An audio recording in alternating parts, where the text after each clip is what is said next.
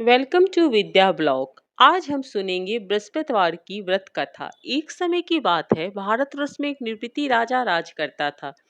वह बड़ा ही प्रतापी और दानी था। वो नित्य प्रतिदिन मंदिर में दर्शन करने के जाता था। ब्राह्मण और गुरु की सेवा किया करता था। उसके दरवाजे से कोई भी निराश होकर नहीं लौटता तथा वो प्रत्येक गुरुवार को व्रत रखता एवं पूजन करता था। हर एक दिन गरीबों की सहायता करता था। परंतु यह सब बात उसकी रानी को अच्छी नहीं लगती। वह न व्रत करती, न किसी एक को दमड़ी तक दान में देती तथा राजा से भी ऐसा कहने को मना किया करती थी। एक समय की बात है, राजा शिकार खेलने वन गए हुए थे। घर पर रानी और दासी थी। उस समय गुरु बृहस्पति देव एक साधु का रूप धारण कर राजा के दरवाजे पर भिक्षा मांगने आए। तो रानी कहने लगी, हे साधु महाराज, मैं इस दान और पुण्य से तंग आ गई हूँ। मेरे से तो घर का काम ही समाप्त नहीं होता। इस काम के लिए मेरी पति देव ही बहुत है। अब इस प्रकार की कृपा करे कि वह सब धन नष्ट हो जाए, मैं आराम से रह सकूं। साधु बोले, हे देवी, तुम तो बड़ी विचित्र हो। संतान और धन से कोई दुखी नहीं होता, इसको सभी चाहते हैं। पापी भी पुत्र और धन की इच्छा करता है। अगर आपके पास धन अधिक है तो भूखे मनुष्य को भोजन करवाओ, प्याऊ लगवाओ, ब्राह्मणों को दान दो, धर्मशाला बनवाओ, कुआं, तालाब, बावड़ी, बाग, बगीचे आदि का निर्माण करो। निर्धन मनुष्य की कुंवारी कन्या का विवाह कराओ। अनेकों अज्ञादी धर्म करो, जिससे तुम्हें स्वर्ग की प्राप्ति होगी। मगर वह रानी इन बातों से खुश न हुई। बोली, हे साधु महाराज, मुझे ऐसे धन की आवश्यकता नहीं जिसको और मनुष्यों को दान दूं, जिसके रखने उठाने मेरा सारा समय बर्बाद हो जाए। साधु ने कहा, हे देवी, तुम्हारी ऐसी इच्छा है तो ऐसा ही होगा। मैं तुम्हें बताता हूँ, वैसा ही करना। बृहस्पतिवार के दिन घर को गोबर से नीपना, अपने केसों को धोना, केसों को धोते समय स्नान करना, राजा से कहना कि हजामत करवाए, भोजन में मांस मदिरा खाना, कपड़ा धोबी के यहाँ ढुलने डालना।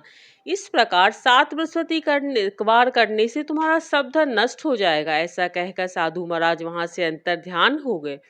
रानी ने साधु के कहने के अनुसार रानी ने साधु के कहने के अनुसार वैसा ही किया। 3 बृहस्पतिवार ही बीते थे कि उसका समस्त धन नष्ट हो गया। भोजन के लिए दोनों समय तरसने लगी, सांसारिक भोगों से दुखी रहने लगी। तब वह राजा रानी से कहने लगा, रानी, तुम यहाँ पर रहो, मैं दूसरे देश को जाऊं, क्योंकि देश को जाना परदेश भीख बराबर है। ऐसा कहकर राजा परदेश चला गया। जंगल को जाता, लकड़ी काट कर लाता, शहर में बेचता, इस तरह जीवन व्यतीत करने लगा। इधर राजा के घर और रानी और दासी दुखी रहने लगी। किसी दिन भोजन मिलता और किसी दिन जल पी के रह जाती। एक समय रानी और दासी को 7 रोज बिना भोजन के व्यतीत हो गए। हे रानी ने दासी से कहा, हे दासी, यहाँ पास ही के नगर मेरी बहन रहती है, तू उसके पास जा, वहां से 5 सेर बेझड़ मांग ला, जिससे कुछ समय के लिए गुजर हो जाएगी। इस प्रकार रानी की आज्ञा मान दासी उसके बहन के पास गई। रानी की बहन उस समय पूजन कर रही थी, क्योंकि उस रोज बृहस्पतिवार का दिन था।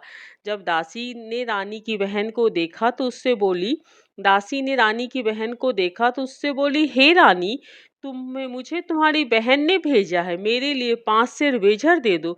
इस प्रकार दासी ने अनेक बार कहा, परंतु रानी ने कुछ उत्तर नहीं दिया, क्योंकि वह उस समय बृहस्पतिवार का व्रत कथा सुन रही थी। इस प्रकार जब बांदी दासी को किसी प्रकार का उत्तर नहीं मिला, बहुत ही दुखी हुई, क्रोध भी आ गया। लौटकर अपने गांव आके बोली, हे रानी, तुम्हारी बहन बहुत बड़ी आदमी है, छोटों मनुष्यों से बात नहीं करती, इसीलिए मैंने उनसे कहा, उसने कोई उत्तर नहीं दिया, वापस चली आई। तभी रानी बोली दासी से, हे दासी, इसमें उसका कोई दोष नहीं। जब बुरे दिन आते हैं तब कोई सहारा नहीं देता। अच्छे बुरे का पता विपत्ति में ही आकर पता लगता है। जो ईश्वर की इच्छा होगी वही सब होगा, बस हमारे भाग्य का दोष है। इधर उस रानी ने देखा कि मेरी बहन की दासी आई थी, परंतु मैं इसे नहीं बोली, इसे बहुत दुखी हुई होगी। यह सोच कथा को सुन भगवान का पूजन समाप्त कर रानी अपने बहन के घर चल दी और जाकर अपनी बहन को कहने लगी, हे बहन, मैं बृहस्पतिवार का व्रत कर रही थी, तुम्हारी दासी गई थी, परंतु जब तक कथा होती है तब तक न उठते हैं न बोलते हैं, इसीलिए मैं न बोली। कहो दासी क्यों गई थी? रानी बोली, बहन हमारे अनाज नहीं है, वैसे तुमसे कोई बात छिपी नहीं है, इस कारण मैंने दासी को तुम्हारे पास 5 सेर बेझन के लेने के लिए भेजा था। रानी बोली, बहन देखो, बृहस्पति भगवान सबका मनोकामना पूर्ण करते हैं, देखो शायद तुम्हारे घर में अनाज रखा हो। इस प्रकार का वचन जब रानी ने सुना तो घर के अंदर गई, वहां उसे एक घड़ा बेझर का मिला। तब वो रानी बांदी को बहुत खुशी हुई। दासी कहने लगी, हे रानी, वैसे जब हमको नहीं मिलता है तो हम रोज ही व्रत करते हैं, अगर इनसे व्रत की विधि हम कथा पूछ ली जाए तो हम भी क्या करेंगे। तब रानी ने अपनी बहन से पूछा, हे बहन, यह व्रत कैसे करते हैं, इस व्रत को कैसे करनी चाहिए? रानी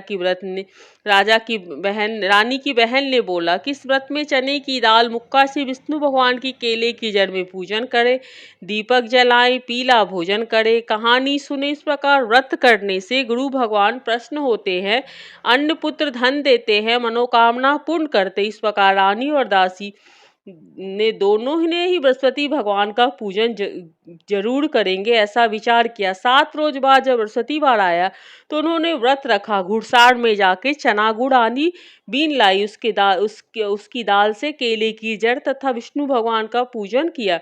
अब भोजन पीला कहाँ से ले आए? बेचारी बहुत दुखी थी, परंतु उन्होंने व्रत किया था, इस कारण गुरु भगवान पस्त थे। 2 थालों में सुंदर पीला भोजन लेकर आए और दासी को देकर बोले, हे दासी, तुम्हारे और रानी के लिए भोजन है, तुम दोनों भोजन करना। दासी भोजन पाके बड़ी प्रसन्न हुई। रानी से बोलो, चलो रानी जी भोजन कर लो। रानी को इस विषय में कुछ पता नहीं, इसीलिए वह दासी बोली, तू भोजन कर, क्योंकि तू हमारे व्रत पर हंसी उड़ाता है। दासी बोली, एक महात्मा भोजन दे गया। रानी कहने लगी, तू भोजन कर। तब दासी ने कहा, वह महात्मा हम दोनों को 2 थालों में भोजन देगा, इसलिए हम और तुम दोनों साथ साथ भोजन करेंगे। इस प्रकार रानी और बांदी दोनों ने गुरु भगवान का नमस्कार कर भोजन प्रारंभ किया। प्रत्येक बृहस्पतिवार को गुरु भगवान का व्रत और विष्णु पूजन करने लगी। बृहस्पति भगवान की कृपा से फिर रानी और दासी के पास धन हो गया। रानी फिर उसी प्रकार के आलस करने लगी। तब दासी बोली, देखो रानी, इस प्रकार पहले तुम आलस करती थी, इससे तुम्हारा सब धन नष्ट हो गया। बड़ी मुसीबतों के बाद हमने ये धन पाया, इसलिए हमें दान पुण्य करना चाहिए। भूखे मनुष्य को भोजन करवाओ, प्याऊ लगवाओ, ब्राह्मणों को दान दो, कुआं तालाब बावड़ी आदि का निर्माण करो, मंदिर पाठशाला बना के दान दो, कुंवारी कन्याओं का विवाह कराओ, धन को शुभ कर्मों में खर्च करो, जिससे तुम्हारे कुल का यश बढ़े, पितर भी प्रसन्न हुए। तब रानी ने इसी प्रकार के कर्म करने प्रारंभ कर दिए। काफी यश फैलने लगा। रानी और दासी विचार करने लगी, न जाने राजा किस प्रकार से, इनके कोई खबर नहीं। गुरु भगवान से उन्होंने प्रार्थना की।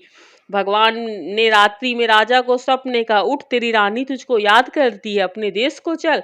राजा प्रातः काल उठा और सोचने लगा कि स्त्री जाति खाने और पहनने की शौकीन होती है, पर भगवान की आज्ञा मानकर अपने नगर को चलने को तैयार हो गया।